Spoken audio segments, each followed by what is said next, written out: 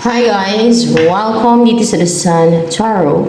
Ang reading nito ay for collective for anyone who can resonate. Sa reading nito, this is a general reading.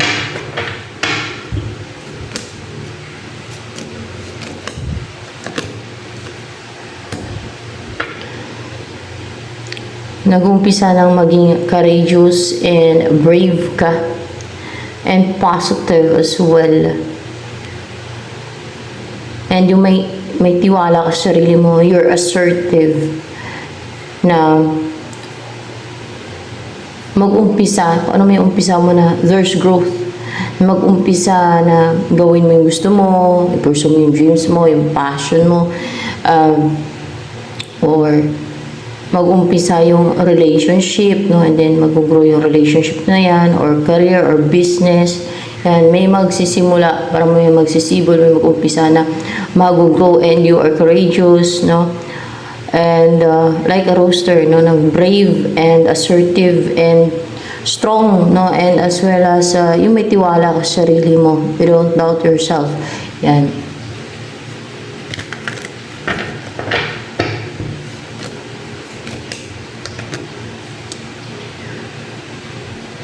Temperance, you're in alignment right now.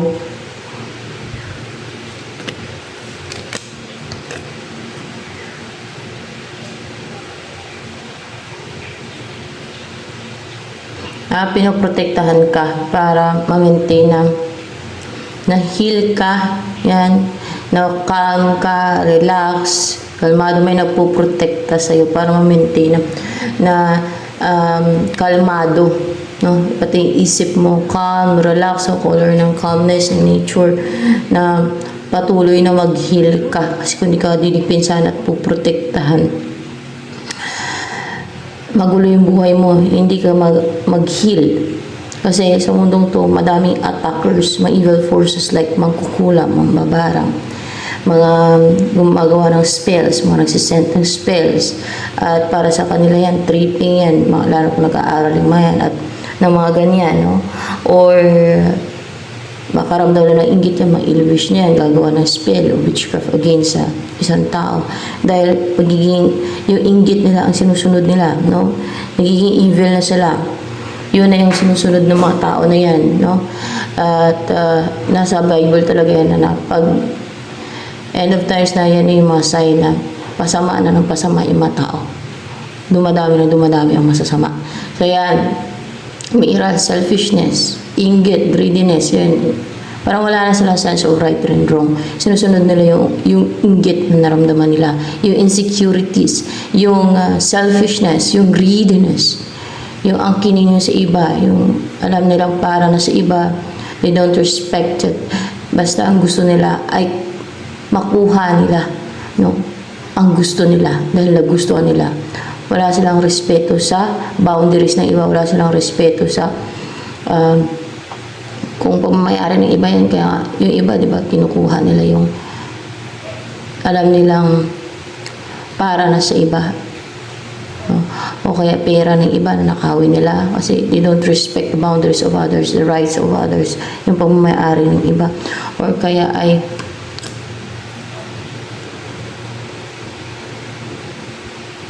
kukunin nila ng sapilitan o in a trick way, through scheme, deceit, o kahit na destiny, gusto pa nilang kunin yung nakatadhana kahit anong nakatadhana sa isang tao, gusto nilang kung hindi man nila, dahil alam nila hindi nila makuha yan kasi yung destiny ay talagang meant para sa isang tao.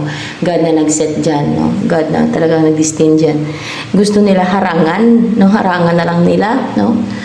Kung hindi nila makuha, then hindi naman talaga nila makukuha yung destiny. Destiny is destined by God. Haharangan nila. Gagawa sila ng mga witchcraft o ano para harangan kasi ang iniisip nila hindi deserve ng tao na yun kung ano yung dinestin sa kanya ng God. Hindi deserve na ng isang tao na yun. Kasi yung umiiral sa nila insecurities, inggit, pagiging gahaman, greedy, selfishness. Kasi mas bagay pa daw sila doon. O diba? Ganon yan sila kasi umiiral yung pagiging narcissistic nila. At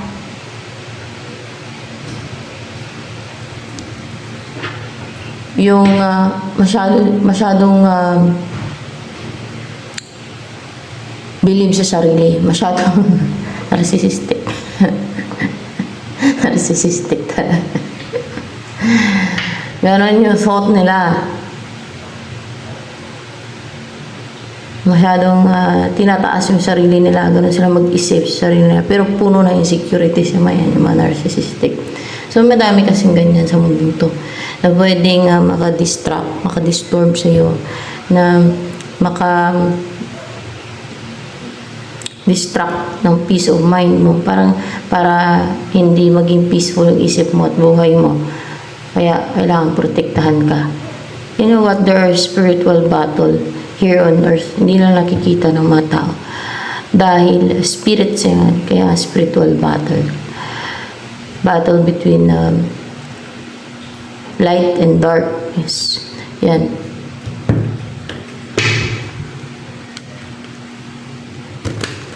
Mayroong nagpapakampo, nagpapaanib ng mga witches, no? Sa number 1 yan. At yung mga evil, no? Nagpapaanib din sila sa kadiliman para makuha nilang gusto nila. Para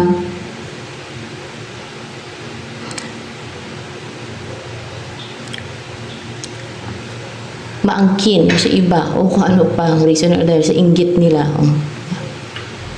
Ay hindi makatwiran talaga. Kung ano pa yung rason nila.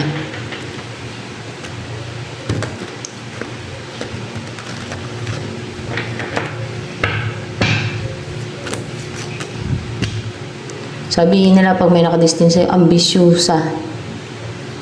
Ang kapal ng mukha. Baka ganun ang mga sinasabi nila. Pag alam nila, may nakadistin. Kasi ang gusto nila, sa kanila nakadistin yun. Hindi nga para sa kanila eh. Para ngayon sa kung kanino nakadistin yun. God ang nagdistin yan. Ambisyosa daw. Kaya gusto nilang angkinin, agawin sa kanila. Dahil mas deserve daw sila. Mas deserve daw nila yon. Kita mo. You offer a helping hand. Ano kayo? Soft, feminine, busilak yung puso mo, kind-hearted, empathetic,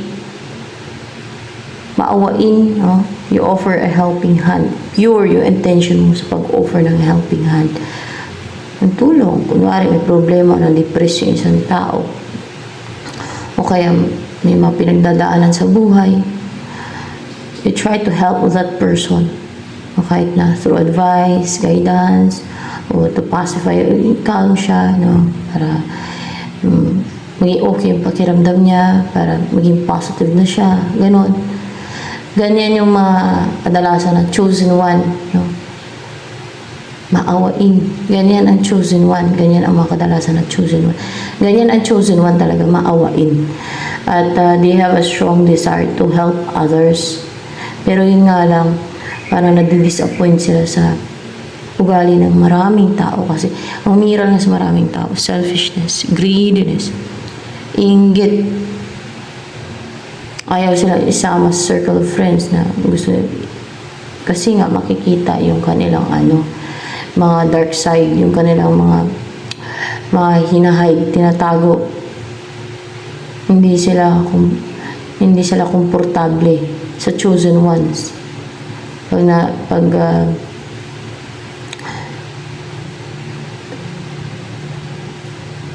Nandyan yung mga chosen one, hindi sila komportable. Ganon kasi na-expose nga eh. Nakikita parang x-ray yung observation at yung paningin ng mga chosen one din eh. Kasi they're natural, intuitive, kaya empathetic.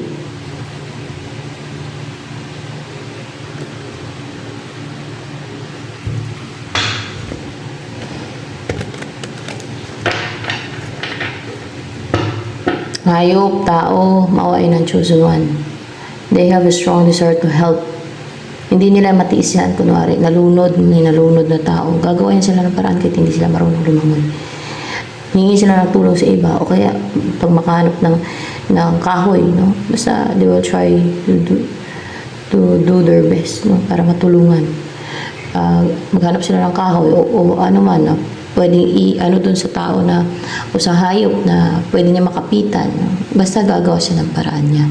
O kaya ay nakikita niya nagugutom, no? Nagugutom, hindi niya matiis yan. Kahit konti pang pera niya, no? Aso, pusa o tao man, nakita niya talaga gutom na gutom, no? Talagang kahit wala siyang pagkain na dala, kung meron siyang mabili na pagkain na malapit lang, bibilhan niya yan. Kasi naawa nga siya, ganyan ang mga nasa side ng God. At hindi chosen one na palagad ng God. Basta nasa side ng God. Kadalasan chosen one, ganyan ang mga chosen one. Basta nasa side ng light, may empathy yan. Hindi yan sila mapanamantala. Pati sa weakness ng iba, instead na samantalahin nila na weak yung isang tao, tutulungan pa nila yan. I-guide, advice pa nila yan. Hindi na samantalahin nila. Di ba yung mga evil na tao, pag nakita nilang down na down yung isang tao, weak, vulnerable, samantalahin nila yung isang tao. Kunwari itulungan nila pero para sa kanila pagkakataon nila yun, para samantalahin o mang-abuso sila sa tao na yun. Dahil weak and vulnerable o may pinagdadaanan yung isang tao. Kasi pag weak and vulnerable yung isang tao o may pinagdadaanan, ay magulo yung isip niyan. Madali siyang ma-take advantage ng iba. So yung mga evil at masasamang tao, iti-take advantage nila yun. Hindi yan sila makaramdam ng awa. Magkunwari lang sila, na naawa, sabihin nila, kawawa ka naman, yung pala kayo mag-take advantage sila. Para sa kanila, opportunity na yun, para mang-strike, mang-take advantage, manamantala, mang-abuso. Yun ang totoo sa mundong to. Lalo na yung mga manipulative na tao. Ay, Diyos Maya. Grabe. Sabihin lang naman yan. Akala mo perfect. It's part of my mission.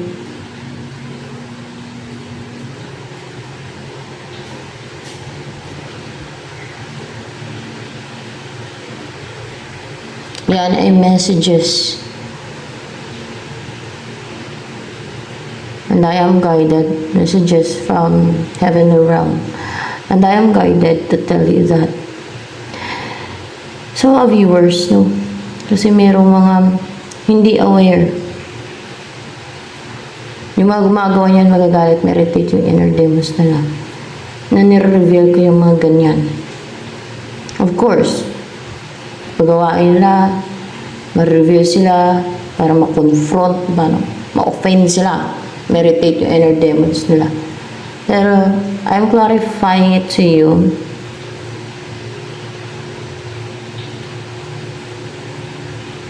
I'm trying to make you understand. I'm trying to make it clear to you that this is part of my mission. Hindi para magmalinis. Hindi para mag-feeling perfect. Because this is part of my mission. Spiritual mission.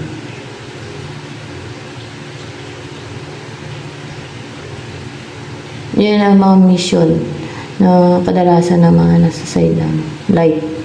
Pero kung ang mission nila ay galing sa kadiliman, hindi yan strict, maluwag. Masarap sa pakiramdam, pakinggan.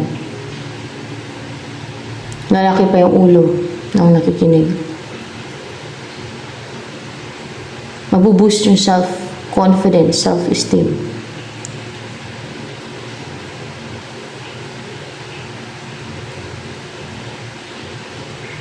Mas lalo pang maging confident na manalbahe at gumawa ng kasamaan. But it's a trap. Yung mga kanilang teachings, yung kanilang mga messages, it's a trap.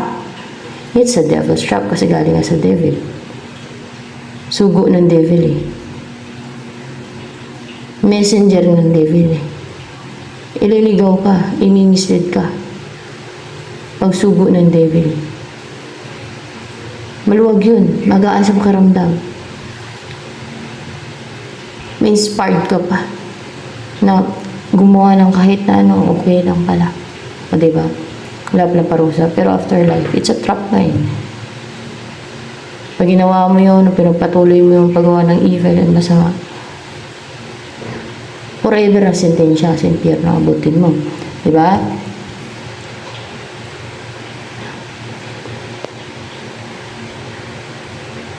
So, yan.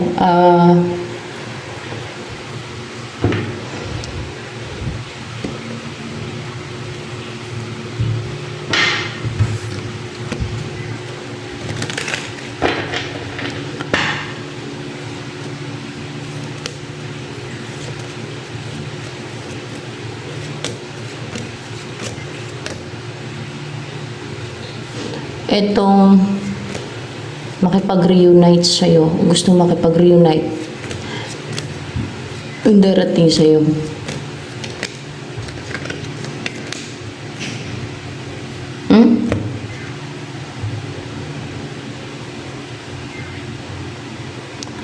Yung separated kayong dalawa, di ba, double confirmation. In separation kayo right now, gusto niyo makipag-reunite. Gusto ka kasi mapangasawa na.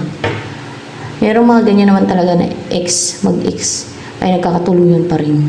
O gusto niyang makatuluyan na, kung dati ay hindi siya nagseryoso sa'yo, no? Kunwari, hindi siya nagseryoso dati sa'yo, parang laro-laro lang, o kaya ay hindi ka niya mahal noon.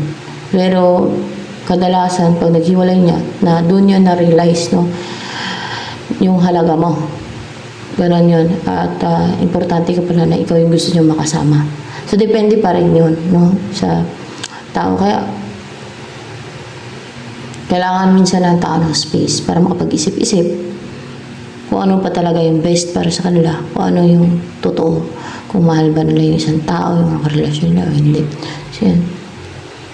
Yung paghiwalay ninyo, hiwalayan na nangyari sa inyo, para nagkaroon ng space yun eh, sa inyo eh, para makarealize yung si person mo na yan, na mahalaga ka pala sa kanya, na ikaw ang gusto niyo makasama, na ikaw ang gusto niyo mapangasawa, na importante ka pala sa kanya.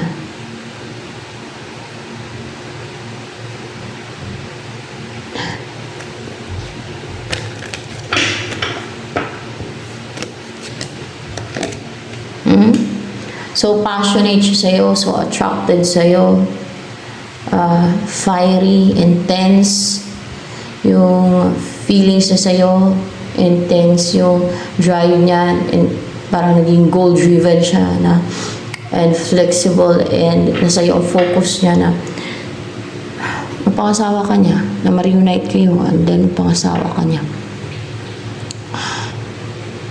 And positive din siya as well.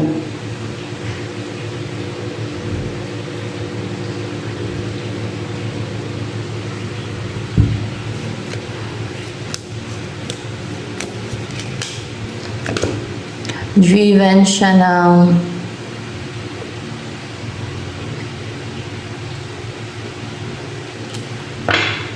desire niya makasal kayong dalawa.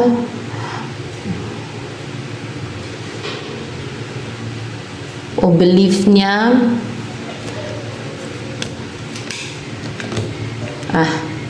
driven siya ng makasal kayong dalawa, na magtagumpay talaga siya, na makasal kayong dalawa. Gusto niya na mag-asawa. Kaya gusto niya mapag-reunite sa'yo. Bakit ikaw ang gusto niya mapag-asawa? Kasi mahal ka niyan. In love yun sa'yo. Dahil nakita yung halaga mo, yung worth mo. Kaya siguro hindi siya masaya sa buhay niya without you. Parang useless ang buhay niya without you, or hindi niya ma-enjoy ang buhay niya without you. Ikaw ang gusto niya talagang makasama, na bumuo ng pamilya, na maging partner sa buhay para contented siya, masaya siya, fulfilled, satisfied in life. Yung ganun kadalasan yun eh, yung reason kung bakit ganyan, no? Ganyan, at gusto mo pasawa ng isang tao, yung isang tao.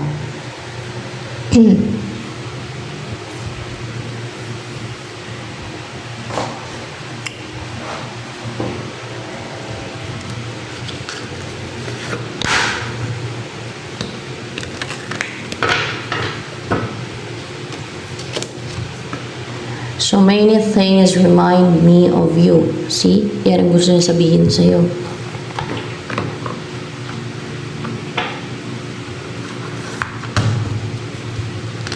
Madaming nagre-remind.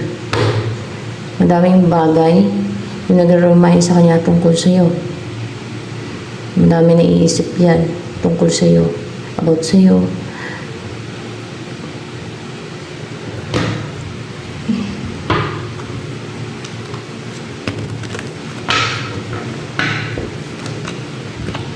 Ito nagustuhan niya sa'yo. Balance ka. Fresh yung energy mo. Healed. Calm. Serene.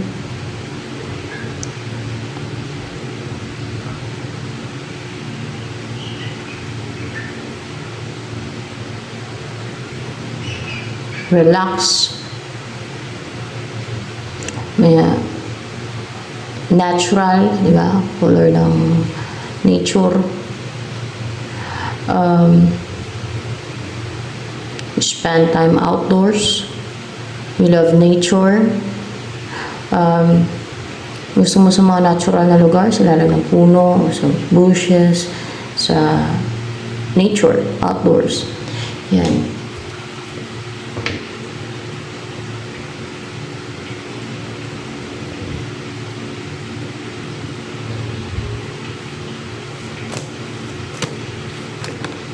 Believe daw yan sa'yo. Sa knowledge mo. Sa mga alam mo. Kung ano yung mga alam mo.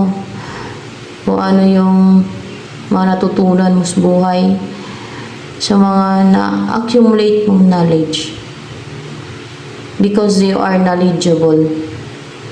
And pag-grow yung knowledge mo. Diba yung iba yung na-acquire na foolish yan. Gossip.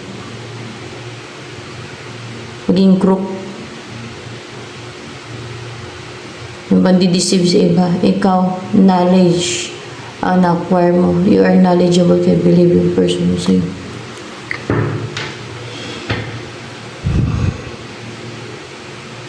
Hindi lang ang ganyan. Matino ang pamumuhay na nasa right path. Madami kasi nasa wrong path.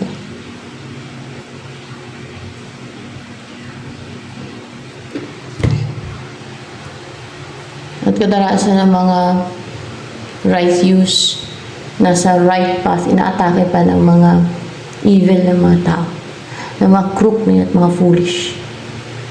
Binibiktima nila o gusto nilang biktimahin. Ganon yan sila. A few lang kasi yung mga righteous, very few. Kaya sabi ni Jesus Christ, a very few, hindi lang few ha, kundi a very few, yung nakakasumpong ng daan papunta sa langit. Yun na yung tinatahak na daan ng mga tao. Kung ano yung buhay nila ngayon.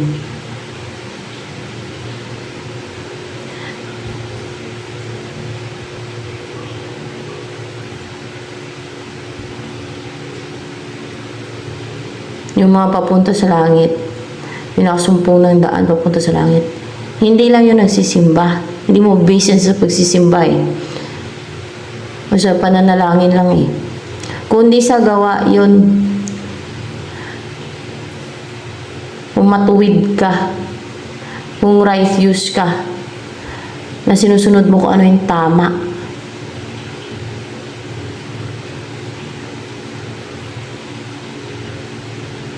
Na hindi mo sinusunod yung inggit na naramdaman mo. Tinatanggal mo pa yung inggit sa katawan mo. Yun ang tama. Na hindi ka namimiste. Hindi ka harm. Kasi yung inggit na yan, iyan ay root of all evil. Pag yan ang sinunod mo, na hindi mo tinanggal yan sa katawan mo, sa isip mo, sa buhay mo, mapupunta ka sa impyerno. Dahil udyo ka ng inggit mo, nagagawa ng masama, o insecurity mo man, gagawa ng masama, deceit scheme sa taong pininggitan mo, o sa taong pininsecurity mo. Ganon din yung greediness. Pag greedy ka, gagawa ka ng kasamaan, no? Para lang makuha yung sa iba. Kasi greedy nga eh. Hindi ka pa makontento kung anong meron ka. Gusto mo angkinin yung sa iba, so gagawa ka ngayon ng masama. No? Gagawa ka ng scheme, like scam, deceit. O kaya ay pag nakita mo umaasinso, sample lang yun. Pag nakita ng greedy, yun na lang. Pag nakita ng greedy yung isang tao na umaasinso, nangangarap, o may destiny, o may dinestined yung God sa kanya, o kaya ay famous yung isang tao, popular, o maganda yung buhay, o madaming pera. Mira lang yung inggit, no? Greediness. Pagka-inggitira yung isang tao, greedy. Gagawa siya kayo ng witchcraft. Scheme. O kaya ay ipakulam niya na lang. Ipakulam niya kung di siya marunong. Ipagawa niya ng witchcraft. O kaya gawa niya ng spell. Bato niya ng spell kasi nainggit siya. Dahil gusto niya, sa kanya yung kung anong meron doon sa tao na yun, nagustuhan niya. No? Nagustuhan niya sa tao na yun. Na gusto niya angkinin. Yan. Yun din. Sapat din yun na papunta sa impyerno yung mga ganong klase ng tao. Mga greedy. Alam saan? Sa langit? Hindi. Hindi na sa langit ang path na dinadaanan ng mayan. Tinatahak ng mayan.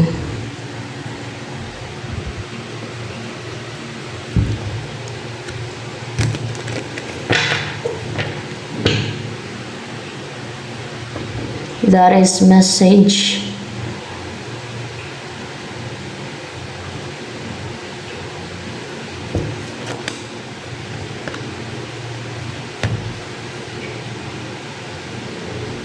May isip ko.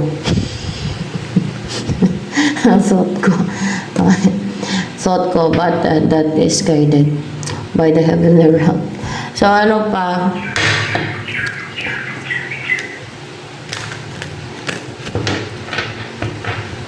Alam niyo naman siguro kung ano yung tama sa mali. O ako lang, no, na pera ang habol ko sa pag-reading. Kasi alam ko hindi magustuhan ng mga tao yan. Madami kasi masasama, foolish, mga gawain, evil, crook na mga tao. Hindi yan ay, hindi ko isasama sa reading ko kasi madami magagalit, madami ma-offend. Madaming ma-irritate ang inner demons, but because this is part of my mission. This is my mission. Spiritual mission. So, ganun talaga. There are some sacrifices if your mission. Siyempre, kung perang habol ko, kumita ng pera, iwasan ko yun. Yung magagalit yung mga tao na hindi nila panoorin yung videos ko. Na ma-offend sila, di ba? Pero,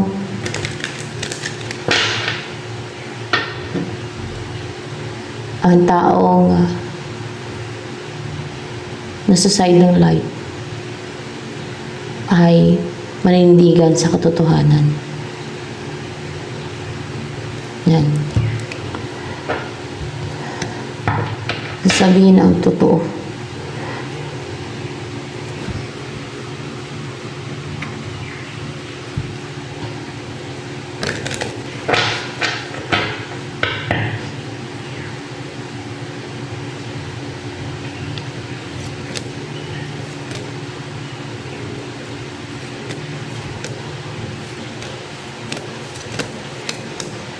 Ito ang next move ng person na yan na makapag-reunite sa'yo. Asawahin ka. Bigyan ka ng prosperous na buhay o mamuhay ka ng prosperous, ganyan. Ilaga ka ng aso. Palukin ka, magsama na kayo. para magsama na kayong dalawa at mamuhay ng prosperous. Yan.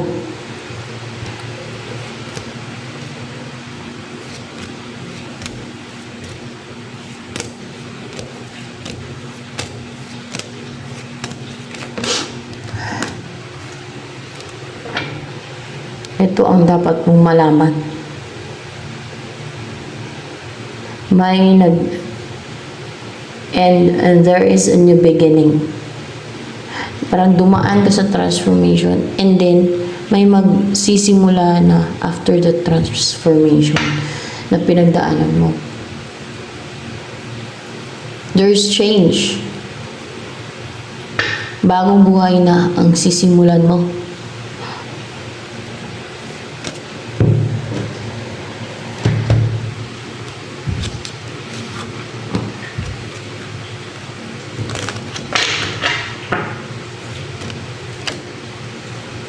Ito na yung sisimulan mong buhay. Meron kang bubuksang parang pintuan, door. Or salamin yun nandito, no? Salamin siya.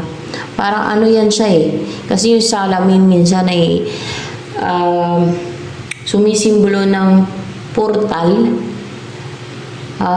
Parang portal yan. May bubuksan kang portal o pwede ding door, no?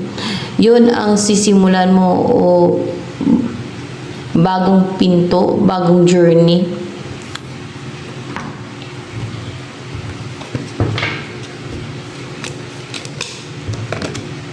Hindi yan portal.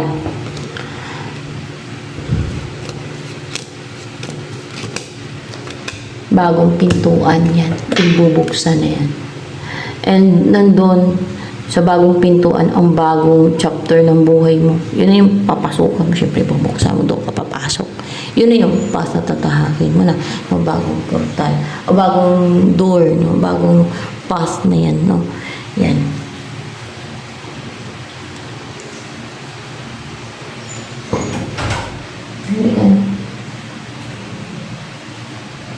Yung buong baby ko kaya utiin. Wala. Mamaya muna.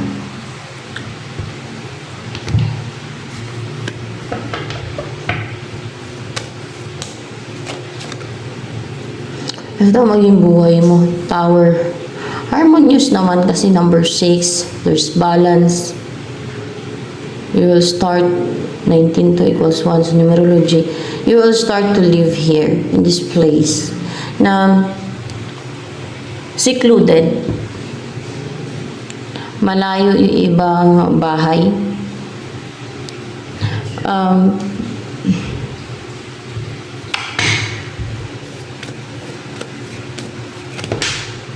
Hindi yan bahay. Yung tower na yan.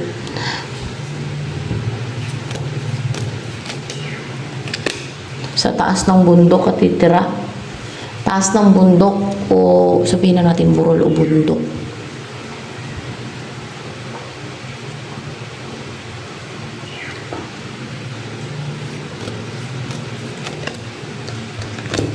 Hindi yan rest house talaga. Mansion yan. Parang hindi yan palace, mansion. Hindi lang yung bahay, no? Hindi mansion. Mansion na may tower. Tower talaga siya. Mansion na may tower. Hindi lang siya tower. Mansion na may tower. Hindi siya bahay lang. Na simpleng bahay, no. Mansion na may tower yan. Kaya hindi siya bahay kasi may tower siya eh. Hindi siya masabing bahay. It's a mansion. Napakalaking. Hindi nga siya bahay. Mansion yan. Ewan ko anong klase yan. Basta mansion. Napakalaki yan. Napakalaki. Hindi na napakalaking tower. Mansion siya na may tower. So, hindi siya matawag na bahay. I don't know kung ano siya klase. Basta it's a mansion na may tower. Yan, dyan mag-umpisa. Yan, ang umpisa ng buhay mo. Diyan ka siguro mamalagi sa lugar na yan. Mansion na may tower. Sa taas ng bundok. O sabihin na natin sa taas ng burol, pwede din. O sa taas ng bundok, di ba? May burol dito, o parang bundok, no? So, ganoon. Kasi doon, stable and secured ka. Hindi magtatagumpay ang mga evil forces, evil. Matatrap lang sila doon.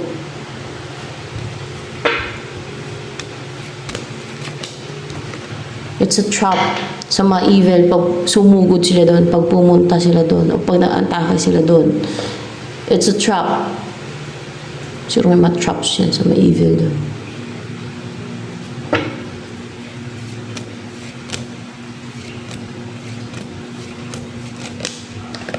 Kasi susundan ka ng mga evil Mga-atake sa evil. Pag nandun ka, it's a trap sa mga evil. Pag nandun ka, nandun yung malalakas na dipinsa sa lugar na yun. May mga trap pati sa mga evil doon. You are stable there, secured. And manatiling stable, secured ka, and ma-trap mo mga money, opportunities. Yes, sa taas ng bundok yan.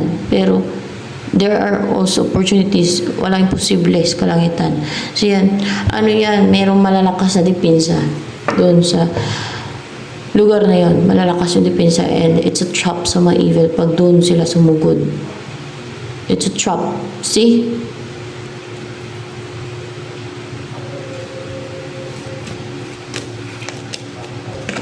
May mga anghel yung makapangyarihan ng mga anghel. Mga anghel na makapangyarihan na malalakas. Ang nandun, it's a trap nga sa mga evil Hindi lang evil na tao yan trap sa mga evil na tao. Wala namang kapangyarihan yung mga tao. Mga kadalasan fallen angel, yan, trap sila doon. It's a trap for them. Ganyan.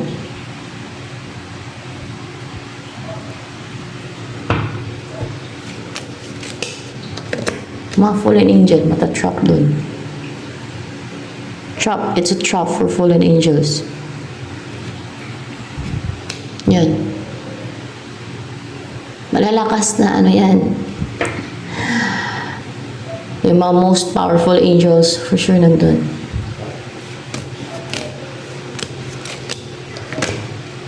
Hindi naman most powerful angels. Makapangyarihan mga anghel yan. Siyempre, mga most powerful angels nandun yung sa langit. Pero makapangyarihan mga powerful na angels nga Hindi yun ordinary ng mga angels. Di ba? May mga klaseng angel, iba-ibang klase. Merong pinakamakapangyarihan, like seraphim, no? Sunod ay throne, sunod ay cherubim, yan. Sunod ay archangels. Sunod ay mga pero may mga iba-iba pa yan na klase ng anghel hindi lalabang. Meron yan sa Biblia, like Leviathan, di ba, subspecies ng seraphim. Kaya dragon yung Leviathan, kasi tubig lang siya kasi subspecies ng seraphim Behemoth.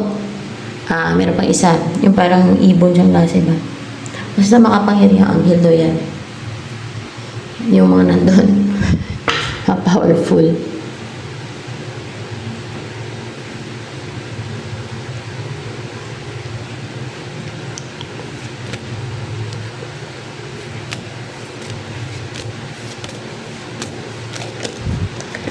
Madaming seraphim angel doon sa lugar na yan. Kaya it's a trap sa mga fallen angel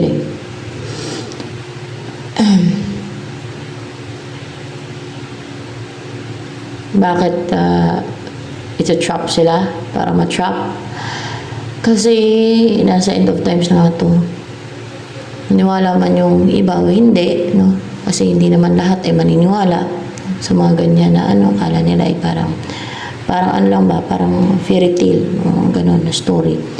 Maniwala man sila o hindi, ay nasa end of times na talaga to. Kaya may mga ganyan.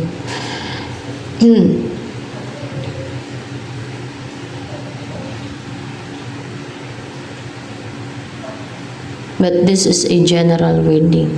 Okay? So, it depends sa inyo kung makaresonate kayo. Nasa inyo na yun. Kung makaresonate kayo.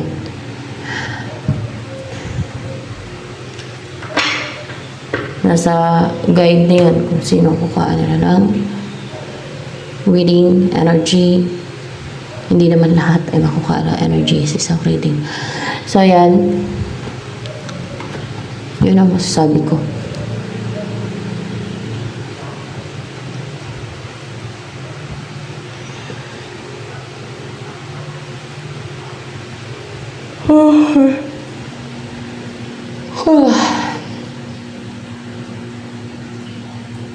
Bakit susundan ka o habulin ka ng mga ano?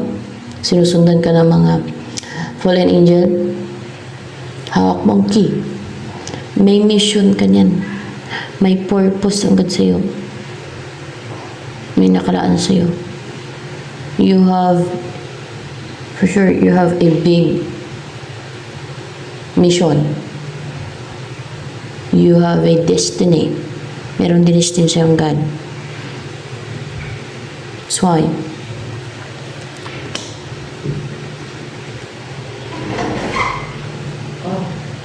Oh, thanks. Lagyan mo na lang sa ano.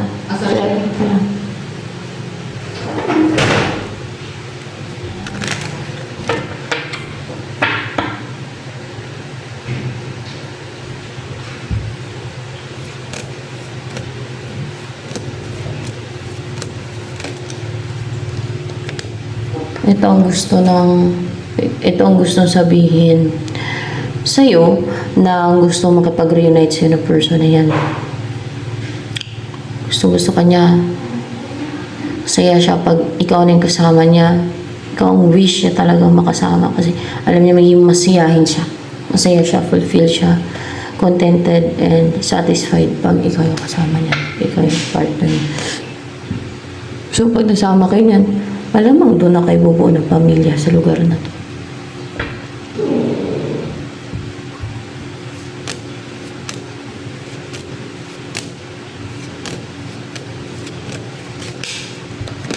Pin-repair talaga yan ng God, ng heavenly realm, sabihin na natin gano'n, ng God, no? May emperor dito eh. Pin-repair talaga ng God yan para sa'yo yung tower na to. Kasi susundan ka nga ng mga evil forces, ng mga fallen angels. Kasi hindi because of your mission.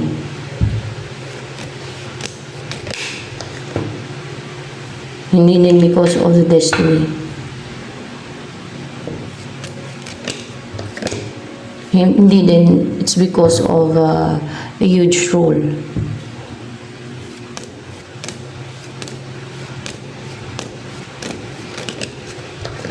Because you're a trap sa mga fallen angels.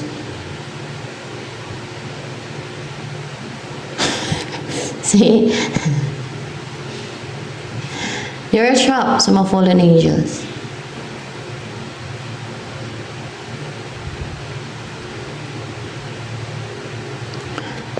Pin-repair talaga yan.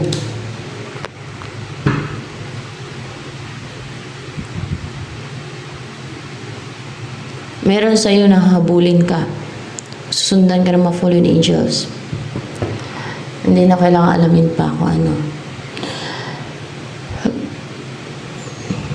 Doon talaga yan.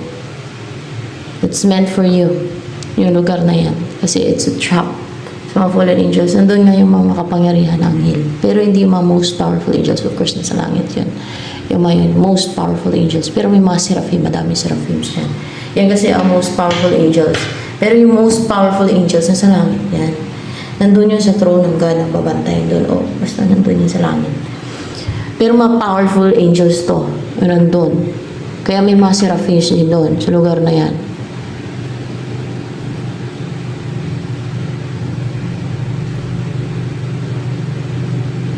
So, yan. So ito na lamang for collective reading. Very interesting na reading. Yan.